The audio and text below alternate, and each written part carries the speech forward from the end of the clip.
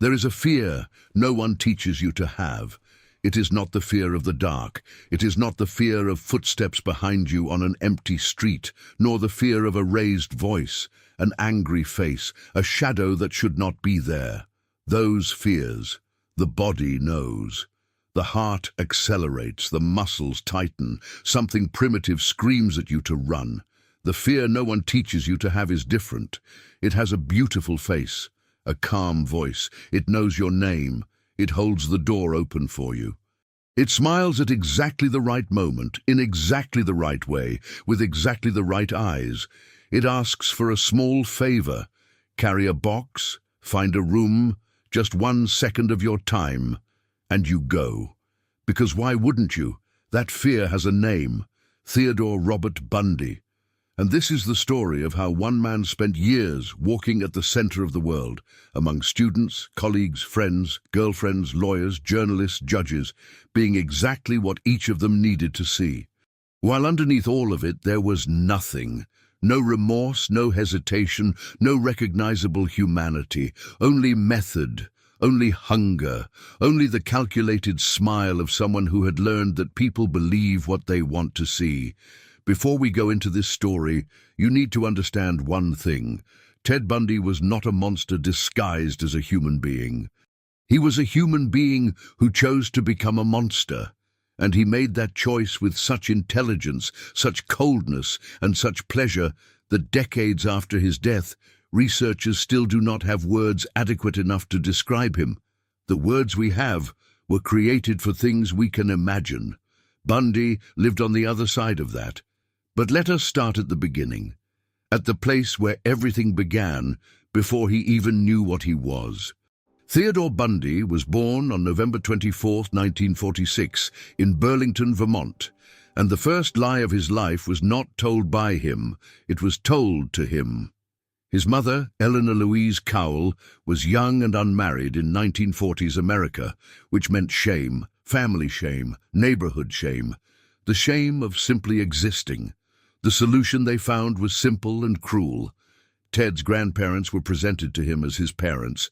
His real mother was presented as his older sister. For years, the child who would become one of the most devastating killers in American history grew up inside a fiction carefully maintained by his own family. No one knows exactly when he discovered the truth. Some say it was a cousin who revealed it out of cruelty. Others say he found the birth certificate alone, by accident. What we know is what he did with that discovery. Nothing visible. He absorbed it, filed it away, kept smiling. That pattern would repeat itself throughout his entire life, receiving what would destroy anyone else, and simply moving forward without leaving a visible mark on the surface. As a teenager, he was the kind of boy adults adored. Polite, articulate, capable of holding conversations with people much older than himself. He did well in school without apparent effort. He had friends. He participated.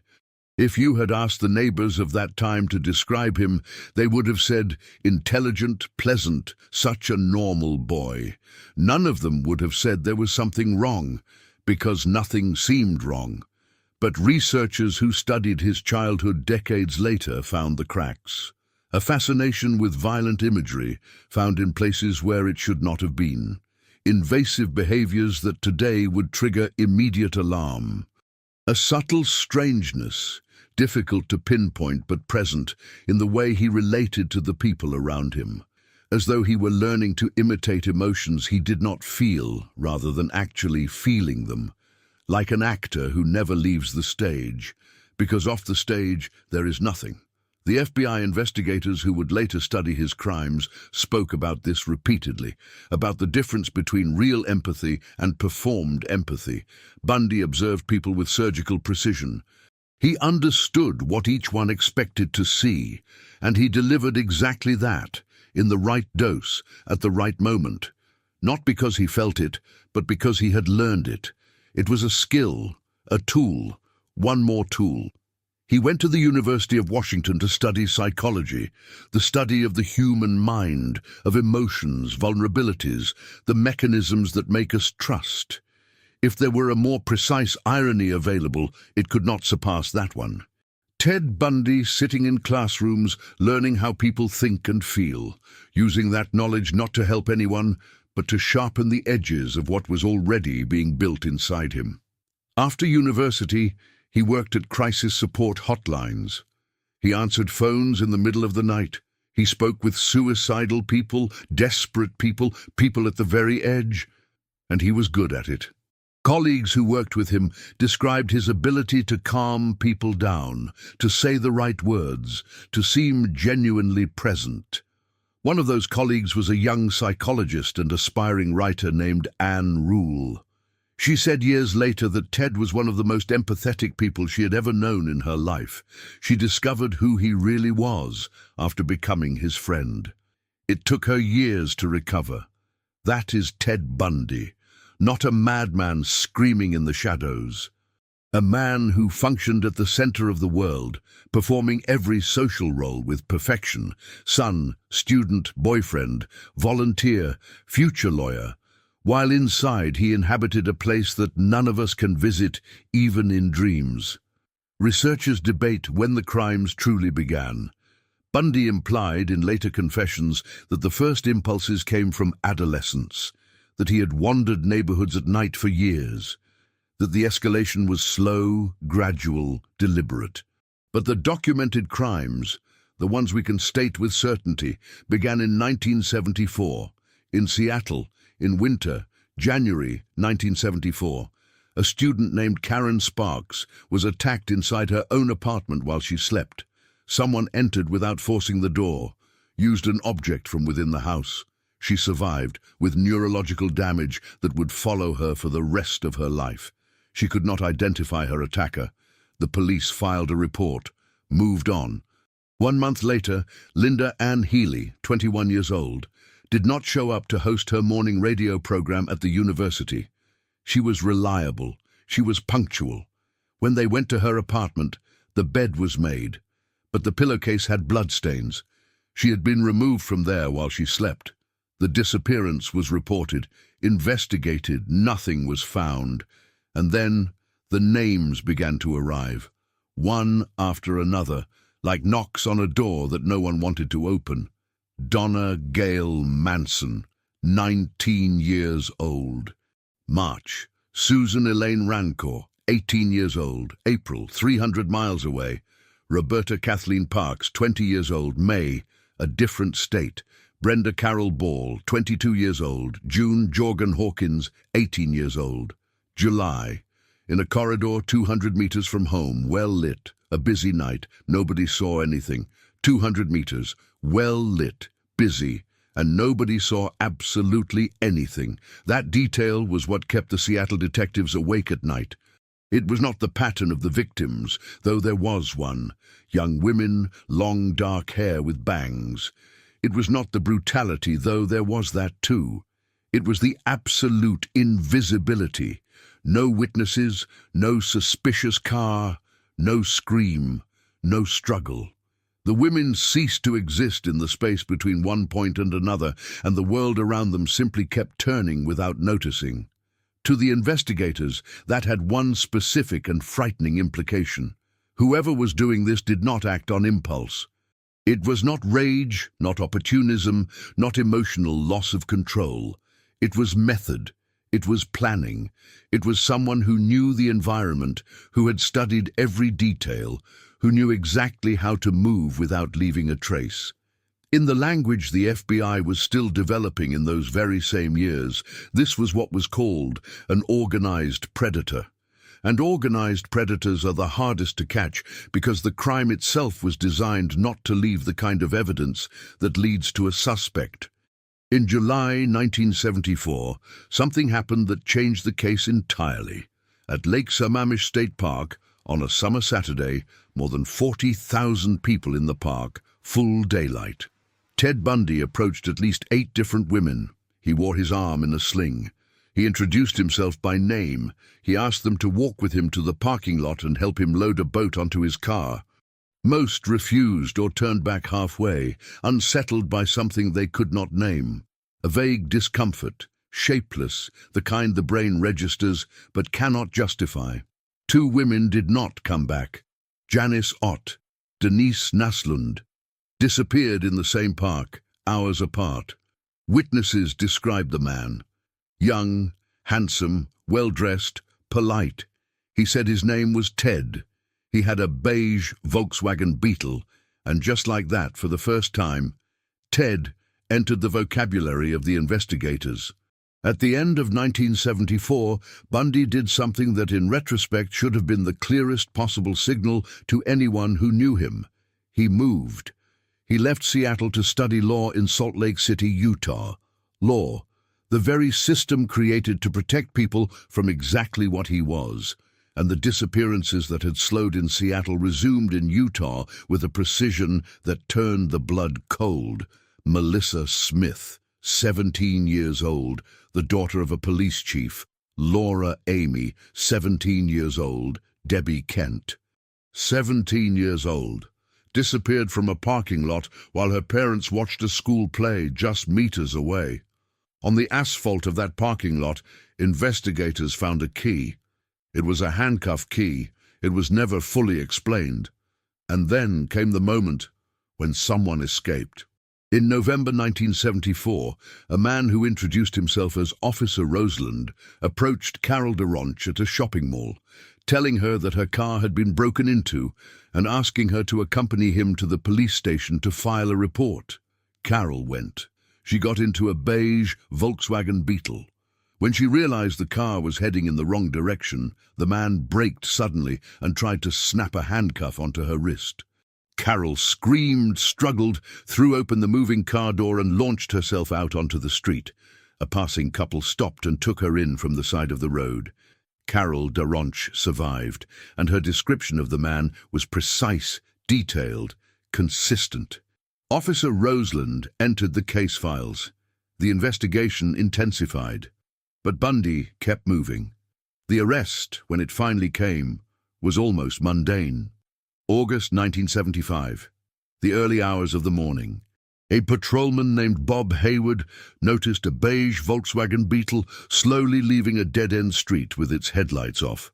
The car accelerated when Hayward switched on his lights. A brief pursuit. Bundy stopped, showed his documents, seemed completely calm. But inside the car, Hayward found a ski mask, a crowbar, rope, handcuffs, paper bags with holes cut out for the eyes. Bundy was taken to the station, still calm, still articulate. When Carol DeRonch was brought in for an identification, she pointed to him without hesitation. He was charged with her kidnapping, convicted, sentenced to 1 to 15 years in prison. For any investigator with instinct, it was an incomplete relief. There were dozens of open disappearances, women who had never come home, and now the primary suspect was behind bars for a lesser crime, while the larger cases still needed to be proven. Colorado opened proceedings against him. The pieces were beginning to fall into place, and it was precisely then that Ted Bundy revealed, more clearly than any psychological analysis ever could, exactly what he was. In June 1977, during a hearing in Colorado, he was granted permission to conduct personal research in a courthouse library. In the middle of the afternoon, while a guard was briefly distracted, Bundy opened a second-floor window and jumped. He hit the grass, got up, ran. He remained a fugitive for 6 days, sleeping in the mountains, eating scraps, before being recaptured, hypothermic, inside a stolen car. Returned to his cell. Security increased. And in December 1977, while awaiting trial in a cell in Glenwood Springs, he did the unthinkable. For weeks, he had deliberately reduced his food intake, growing thinner, calculating. Using a knife obtained in a way that was never fully explained, he hollowed out the concrete around a panel in the ceiling of his cell over the course of months, at night, in silence, without anyone noticing. On the night of December 30th, he pushed the panel aside, crawled through the false ceiling, crossed the apartment of the prison warden, which was empty because the family had gone out to dinner, and walked out the front door. It took them 15 hours to realize he had escaped. 15 hours. Anyone with any survival instinct would have vanished. Mexico, Canada, another continent. Any distant place, any new identity, any life rebuilt far away. That is what logic demanded. That is what any human being driven by fear would have done. Ted Bundy went to Florida, using false names, stealing credit cards and cars along the way. He arrived in Tallahassee in January 1978 and rented a room near the campus of Florida State University. And in the early hours of January 15th, less than 2 weeks after his escape, he entered the Chi Omega sorority house. In under 15 minutes, he attacked 4 sleeping women: Lisa Levy, 20 years old, Margaret Bowman, 21 years old, Kathy Kleiner, and Karen Chandler. Lisa and Margaret did not survive. Kathy and Karen survived with injuries that marked them forever. Hours later, still that same night, he attacked another woman in a different apartment just a few blocks away. She survived too. All of this within a matter of hours, in a state where no one was looking for him, on a campus where no one knew his face. The Chi Omega crime scene produced, for the first time in years of investigation, something the detectives had not been able to obtain in any other case: irrefutable physical evidence. Ted Bundy had left bite marks on the body of one of the victims. In forensic odontology, bite marks are as unique as fingerprints. Each set of teeth carries its own specific irregularities of spacing, angle, and depth that exist in no other human being. The marks were photographed, cast, and preserved. It was the first time that Bundy's own body had betrayed his presence in a way no court could ignore. But he was still free. 3 weeks later, he abducted Kimberly Leach from near her school in Lake City, Florida. Kimberly was 12 years old. Her body was found 2 months later, more than 100 miles away. On February 15, 1978, a patrolman in Pensacola pulled over a Volkswagen Beetle driving erratically. The driver tried to flee on foot. There was a brief struggle. The man was detained without valid identification. He gave false names. Only when his fingerprints were processed did his real identity surface. It was Ted Bundy. His last escape was over. The trial that followed was the most televised in American history up to that point. Bundy refused to accept lawyers for long stretches, choosing to represent himself. He appeared in court well-dressed, articulate, technically precise. He cross-examined witnesses with genuine skill. He delivered statements that journalists transcribed word for word. The cameras broadcast it live. The entire country watched. And the country was fascinated. Women filled every seat in the courtroom. Hundreds of love letters arrived each week. A woman named Carol Ann Boone, who had closely followed Bundy throughout the proceedings, declared in open court that she wished to marry him. Exploiting a legal loophole in Florida, where such a declaration before a judge could be recorded as a valid marriage, months later she was pregnant. The precise circumstances of how that occurred inside a maximum security prison were never fully clarified. Robert Keppel, the Seattle homicide detective who had worked the case since the first disappearances of 1974, studied Bundy more closely than any other investigator. He even interviewed him while Bundy was still imprisoned in Colorado. In a context that said everything about who Bundy was, he had offered to help identify the Green River Killer, another serial killer active in Washington. He discussed techniques, patterns, and the psychology of predators with the authority and calm of someone who knew the subject from the inside. Because he did. Keppel said in later interviews that what disturbed him most in those conversations was not the violence Bundy described. It was the tone, the absolute absence of any emotional weight. He spoke about his victims with the same cadence he would have used to discuss a case read in a textbook, without hesitation, without any change in breathing, without a single different inflection. As though those women were variables in an equation, not people who had existed, breathed, laughed, slept, and woken up to an ordinary day that turned out to be the last one they would ever have. Keppel spent decades studying the most violent crimes imaginable. He said he never found anything that came close to those conversations. The jury deliberated for less than 7 hours. Guilty for the Chi Omega murders. Guilty for the murder of Kimberly Leach. The sentence was death in the electric chair. Bundy heard every word with his face completely neutral. No witness reported any change in his expression. Over the following 11 years, he appealed. He used every legal resource available. He invented new arguments. He tried every possible avenue to delay the inevitable. And when the options began to run out, in 1988 and 1989, he changed strategy. He began to confess, not out of remorse, not because the weight of what he had done had finally reached him. Bundy confessed because confessions were currency. Every new detail revealed to an investigator was negotiated in exchange for more time, more hearings, more postponements, more days. Teams of detectives from several states made the trip to Florida, sat across from him, and listened to stories told with surgical care to reveal just enough without giving everything away. He controlled the information until the very end. Even with death 4 walls away, he was still playing the game. In the final 24 hours before the execution, the confessions accelerated. He confirmed crimes in 8 states. The total reached 30 officially recognized victims. But over the years, in moments of calculated suggestion, he had implied the real number was far higher. Some investigators believe it may have exceeded 100. We will never know for certain because Ted Bundy took the complete map with him into the fire. On the morning of January 24, 1989, at 7:16 a.m., Theodore Robert Bundy died in the electric chair at the Florida State Prison in Rayford, Florida. Outside the prison walls, hundreds of people who had stayed up through the night waiting erupted in celebration when the confirmation was announced.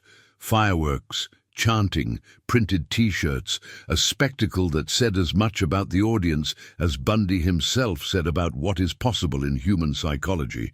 Inside, there was only silence. The investigative legacy of the Ted Bundy case is paradoxical to the extreme. The interviews conducted with him by the pioneers of the FBI's Behavioral Science Unit were used directly to develop the criminal profiling tools that are now standard in investigations all over the world. Every detective who today uses behavioral profiling techniques is in some measure using something that Ted Bundy helped shape, without intending to, and certainly without wanting to. The monster who spent years destroying lives ended up involuntarily helping build the very instruments that catch people like him. But when the analysis goes quiet, when the reports are filed, the books closed, the documentaries finished, what remains is not that. What remains are the names. Linda Ann Healy, Donna Gail Manson, Susan Elaine Rancourt, Roberta Kathleen Parks, Brenda Carroll Ball, Jorgen Hawkins, Janice Ott, Denise Nasland, Melissa Smith, Laura Aim, Debbie Kent, Karen Campbell, Lisa Levy, Margaret Bowman, Kimberly Leach, and the others, the ones confessed without detail, the ones implied without confirmation, the ones who may never be known because the only man who knew the way back decided to take that map with him into the fire. They were not cases, they were not criminological profiles, they were not chapters in a book about psychopathy. They were people in the middle of their lives, with stories that did not finish, with dreams that never became real, with families who woke up one day to a world that had changed without any possible explanation and with nowhere to put the grief. Ted Bundy understood something about human nature that most of us prefer not to examine too closely. That trust is, at its core, a cognitive shortcut. That the brain automatically associates a pleasant appearance with safe intention before any conscious thought takes place. That a handsome face, a calm voice, a reasonable request, a smile at the right moment, these things disarm something inside us that was built to protect us. And he spent his entire life exploiting that with a precision that no social system was designed to detect, because no social system was built assuming that something like him could exist at the center of it. He died, But the question he left behind did not die with him. How a human being gets there, what it means to look at someone and find nothing recognizable beneath what is being shown. How the most effective evil does not scream, does not threaten, does not reveal itself. It smiles, introduces itself, asks if you can help with something small. Just 1 second of your time. That question has no clean answer. It never has. And until it does, the story of Ted Bundy will keep being told. Because until we fully understand what he was, we cannot be certain there is not another one exactly like him walking at the center of the world right now, smiling in just the right way, saying exactly the right words, seeming completely safe, waiting,